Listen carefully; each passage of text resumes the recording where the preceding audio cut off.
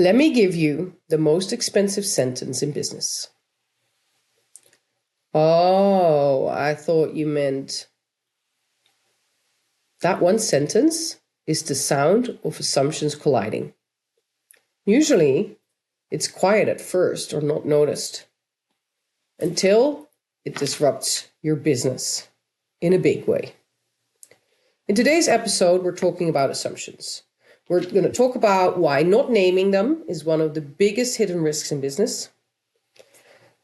We're going to talk about what disaster management does very differently and what leaders can steal outright from those processes if they want more resilient decision making. And yes, we're also going to talk about AI, because if you think AI summaries solve this challenge, I've good news for you. Leadership today isn't just about scaling. It's about navigating constant uncertainty, market disruptions, and high-pressure decisions. If you're dealing with chaos, bottlenecks, and relentless pressure, welcome to the Business Emergency Room. Hey, welcome back. I'm glad to have you here today. Thank you for tuning into the Business Emergency Room. So, assumptions.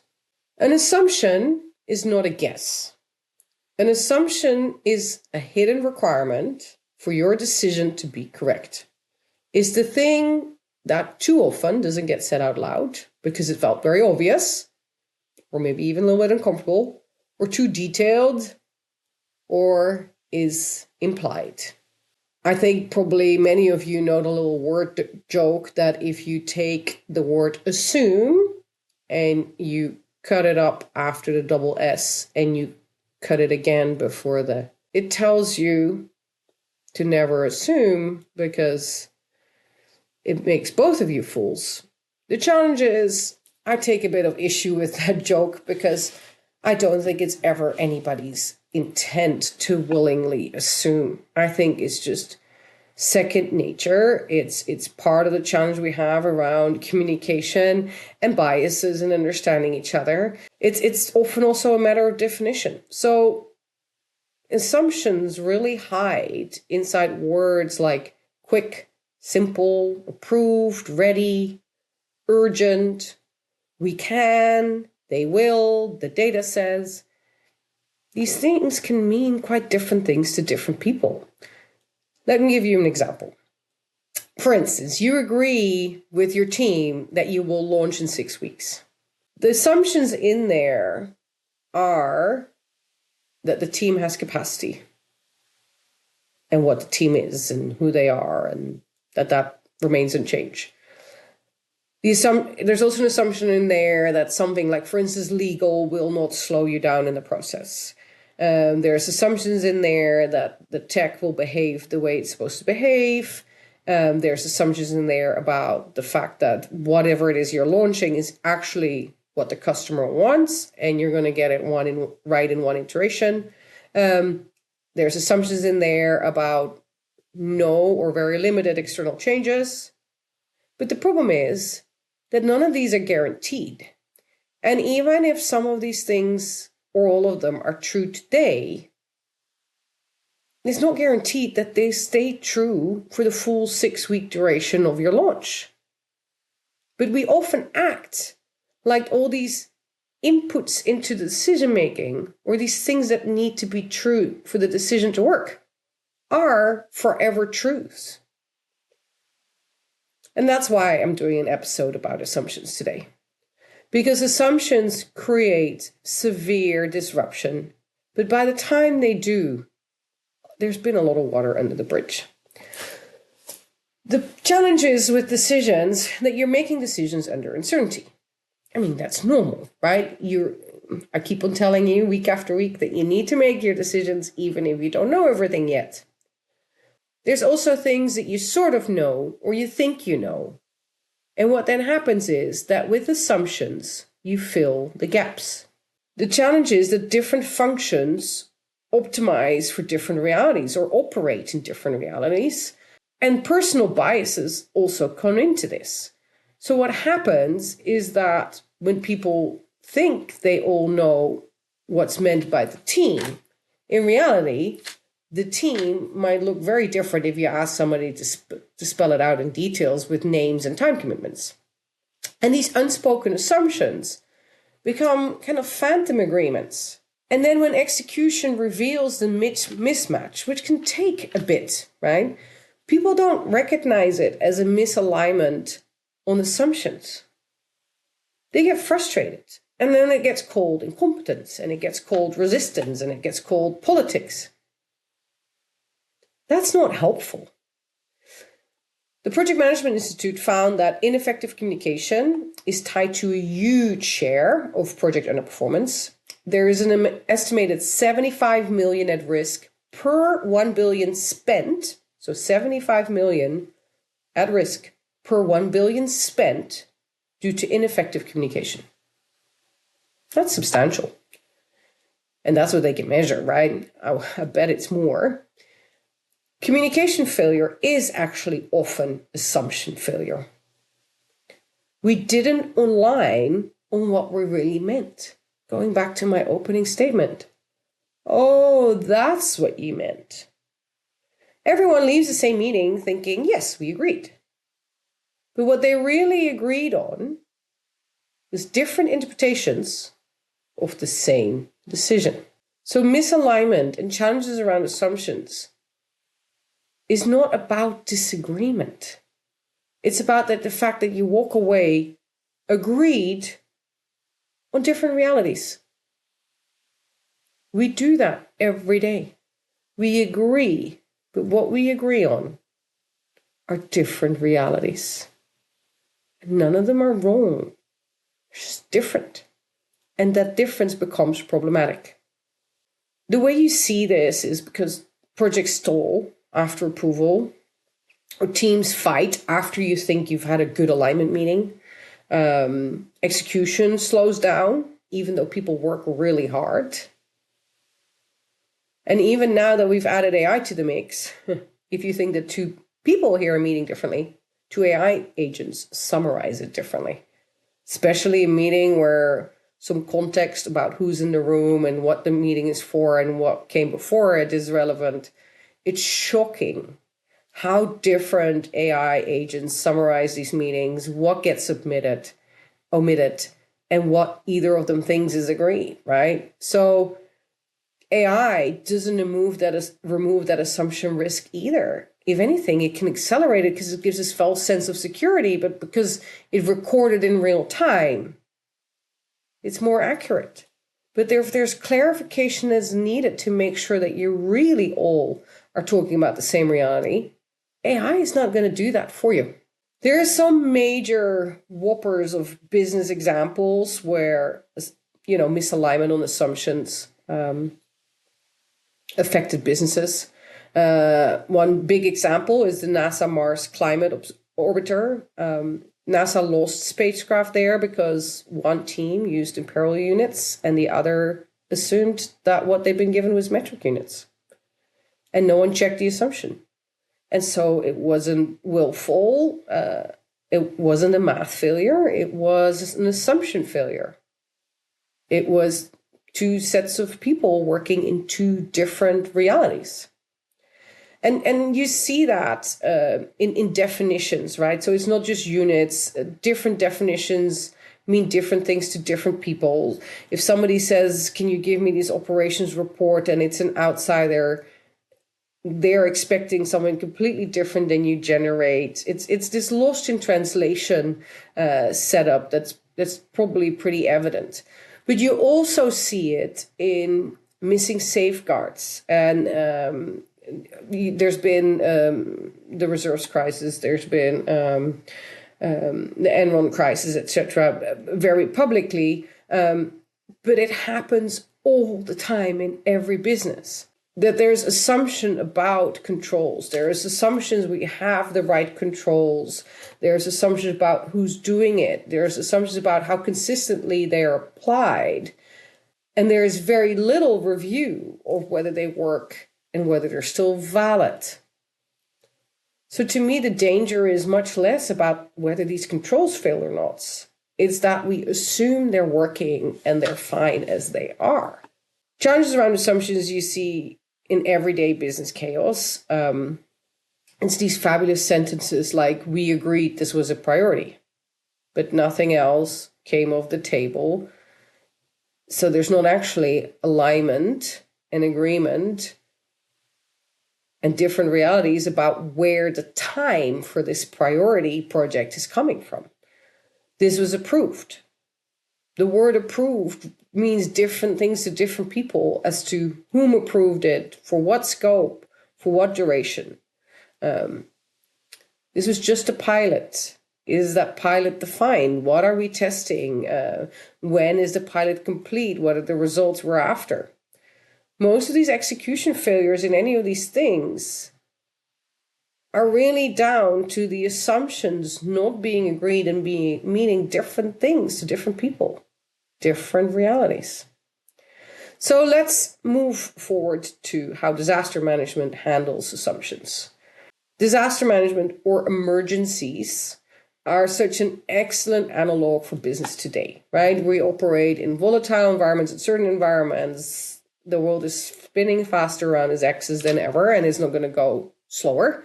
And these decision-making structures are geared towards emergencies, emerging situations. The point is that there is action required at a point that we don't have all the bits and pieces yet, and we know the situation will change and evolve, and we'll learn more as we go along. Yet still, there's some really clear structures in place about how we tackle these situations. And the discipline around assumptions is very evident in that, and that's specifically what I want to talk about. So example one is that what happens in emergency response is that in any incident command system, from FEMA down to regional, local, business, industry level, the plan explicitly states, and it gets explicitly written down on a board or in a joint space every time they meet and connect. What is it that we believe to be true right now?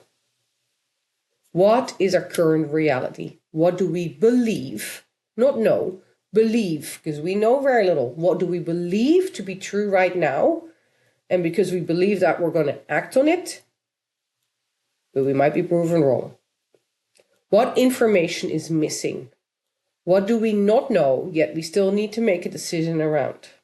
So we're making decisions without these pieces and might have to make some assumptions there. What may change rapidly?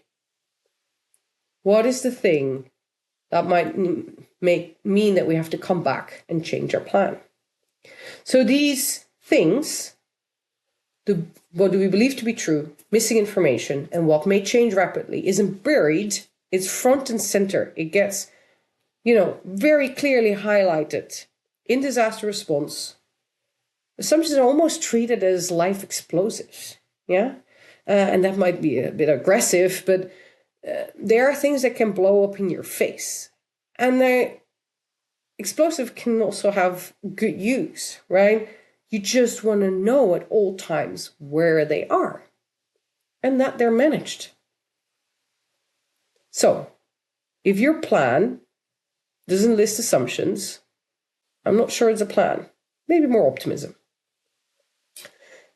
Example 2. What happens in business emergencies or in disaster management, is that there's continuous assumption revalidation.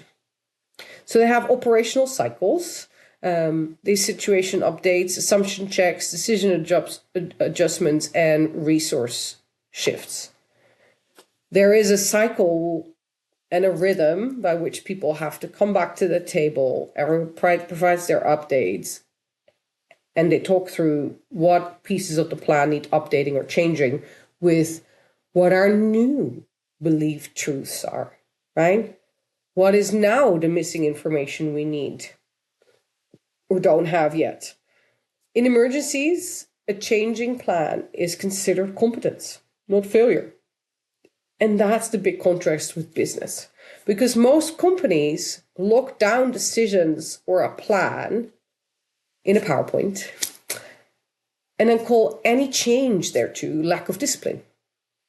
Or it's failure, right? The execution team is not committed enough or not working hard enough or whatever it is. But there's so much steer on executing the plan as defined that we forget to build in that feedback loop. Example 3. What disaster management also does very well is that it separates roles. And I believe that truly helps against assumption blindness. So there is an incident command, and they decide the intent. So they decide what we're now all going to do. And then operations executes it. There's, of course, many more departments, but let's for sake of today's podcast, stick with those two roles. What then also is true is that there's a very clear I can go back communications loop. So if I am in operations and I get given a plan saying, this is now what we've decided that we're going to go after for the next hour, and I'm the operations leader and I have to go execute that, I go through those instructions or that plan and I say, okay, I also need to steer about this and this. And then I might get told that I can figure that out myself. Or command might say, we hadn't thought about this. I am responsible for execution, so I'm also going to tell you what I need, what resources I need, and if that doesn't fit with what I've been given. I will also go back and say, this part of the plan, I can't execute with what I have, because that's how it's set up. So there is this back and forth dialogue immediately. And in the workplace, we somehow don't do that, right? We'll take it away and then we'll go figure it out. And there's not this process or this normalcy around going back and saying, I don't actually have enough clarity here. Or I feel that this plan assumes that I have this capacity, which I don't, or this capability, or this time, or, right? So this setup prevents one group's assumption from silently becoming everybody else's problem, or kind of being carried forward until it has to be talked about because it led to disruption. Then the fourth example of what gets used in disaster management, which I think is really relevant in managing assumptions better in the business context, is that they use triggers. They call them triggers typically. It's triggers. If so, then what? It's also something you could say. Basically, what gets defined is if this, then that, right? So you are going away and execute this, or try to put out this fire, or try to do X, Y, or Z, or whatever. But then it gets said, if winds exceed this strength, we are actually going to evacuate. Or if the response time exceeds Y, then we're going to escalate. Or we are going to try this supply route. There is some doubt that it's free. We figured out that if there's a problem, it's likely here. That's the biggest bottleneck. So that would still make it the fastest route to try it out. But if we find that obstacle, we're not going to try and fix it. We're going to go back and we're going to use this alternative route, right? So there is these decision points that say, at this point, we are going to make a different decision. If values exceed this, if the timeline exceeds that, if we run out of capacity, we're going to go back to incident command and we're going to revise the plan. Resilience isn't about predicting the future.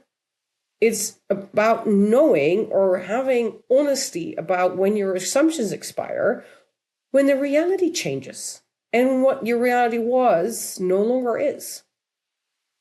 And then dealing with that and making different decisions.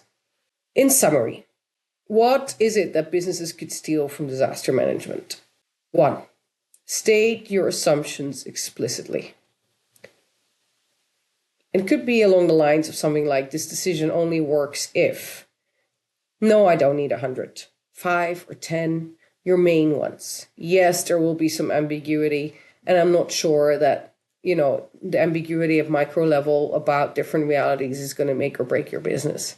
but the big things, the big levers that need to be true for your project to work, or that would lead to revisiting what the plan is, those need to be spelled out. What I then also want you to do is actually assign owners to those. Somebody who will keep an eye on those. And it might be just simply verifying them before you make the decision and come back, or making the decision and making sure that somebody actually notices when that assumption is no longer valid or no longer true. But there is surely best placed people who with little extra effort can make sure that they flag when there is a change in some of these main assumptions. Have the open conversation about the tripwires, as they're called in disaster management. What would force a rethink? At which point would you make a different decision, right? At which point is the investment cost exceeding what you could make from it? At which point would the cost of the product become so much that you can no longer sell it, and hence you need to know because you're going to stop the product development? What is the trigger for that? What are the main triggers? I don't think you will ever be complete. But you should know the main things, the main value drivers specifically in this case. Think in value context. That's a very good place to find your tripwires. In order to help you in this, I think you should be using decision records, not meeting notes. Decision records are anywhere from 1 to 3 pages, pro formas that record decisions. If any of you is interested in any of those, I can send you examples, happily to do so free of charge. The reason I want you to have that, you can use AI to populate them, but effectively it works like a checklist. Is it all truly documented?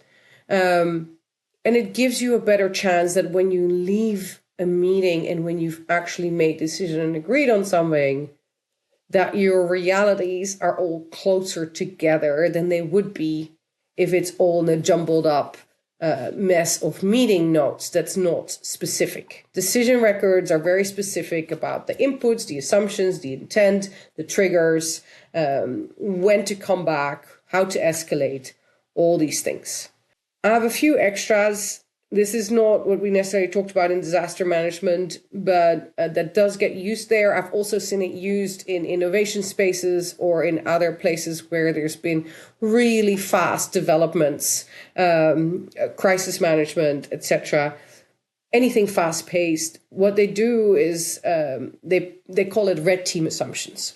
Basically, put somebody on the job or parallel to the project, maybe not full-time, but at certain specific points, and somebody who's not involved with anything to just look at everything that's generated and tries to shoot holes in it, right? Who's maybe think of it if somebody, now I'm showing my age, but you know, when you've got these big, complicated budget spreadsheets, and you just used to find somebody who loves spreadsheets and who wouldn't mind going through cell by cell to make sure that all the formulas worked and there wasn't odd connections and weird things, right? I doubt they check all the cells, and I doubt that you can forever be complete. But just having somebody do that spot check can be really helpful, especially if you're working at an insane speed. So consider having somebody like that to look at what you're all doing and say, hold on, I'm seeing different definitions of the same thing here. Does this mean the same thing to everybody? What are some of these keywords that probably need a little extra definition to make sure we're all on the same page? Challenge can be a role that you can give to somebody. You probably have somebody internally in your organization who's really good at that. Or if you're a smaller organization, a friend who doesn't mind with a fresh pair of eyes to looking at what you have. There's certain personalities who love this kind of stuff. I've never not find volunteers if I'd asked the question if somebody wanted to do this. If it's going very fast and there is a lot, have somebody do this. Yes, you can also use AI for this. And if you have big data volumes and sets, I would certainly recommend that you can just feed it all into the system and say, point out the inconsistencies in here, and ask it to run that kind of an analysis on there.